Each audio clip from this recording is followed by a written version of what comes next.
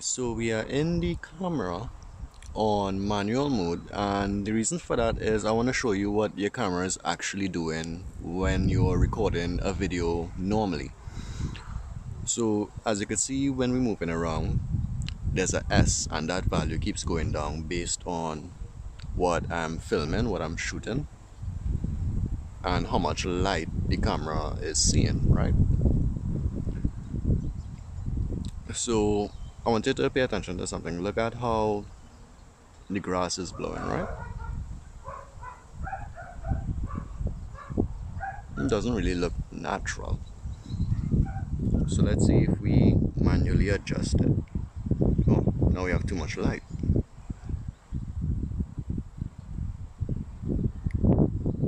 But you can notice that it's looking a little more natural as I adjust this S. So what is that?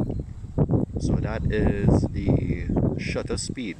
That is the speed that the camera is taking in light for each frame.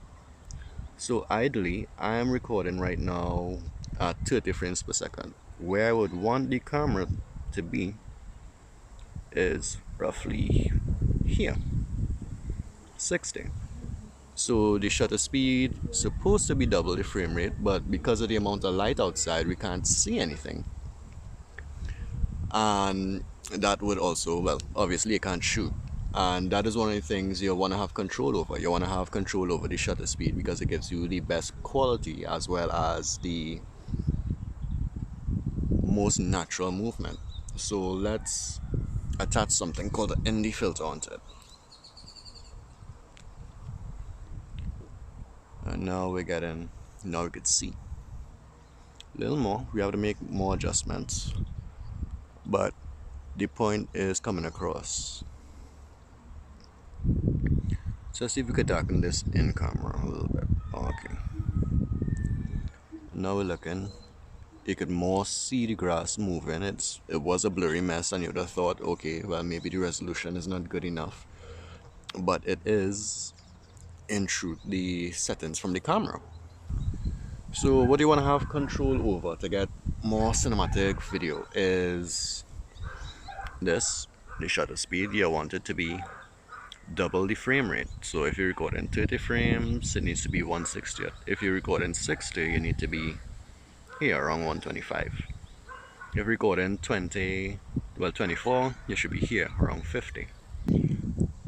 Right, let's go into this one, ISO, and you'd realize it.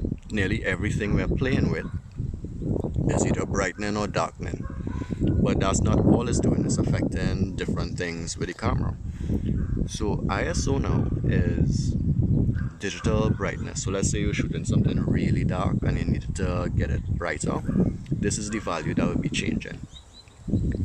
So let's put it on automatic. Look at the value ISO. I'm going to block the camera and you're going to see it changing. It's going, hey, it's dark. We need to brighten it up to see what's going on. Alright, so let's talk about your area of focus, right? So let's go into manual focus. Before, it was set to this one here, which is basically focus on everything. That's what it's trying to do. It's trying to focus on as much as possible. But now you don't really know where to look. You're looking all over the place. There's no real resting place for your eyes. There's nothing to focus on. And now we focus on the tripod. Look at that. You can see the tripod. You would be focusing on the tripod. Naturally, you don't have much of a choice. It's just, that's how your eyes work. Let's play around with focus. There's a nice tree there. And now, I'm coming closer to the leaves on this tree. And you're seeing everything together. And it looked nice, but what could we do to make this look better?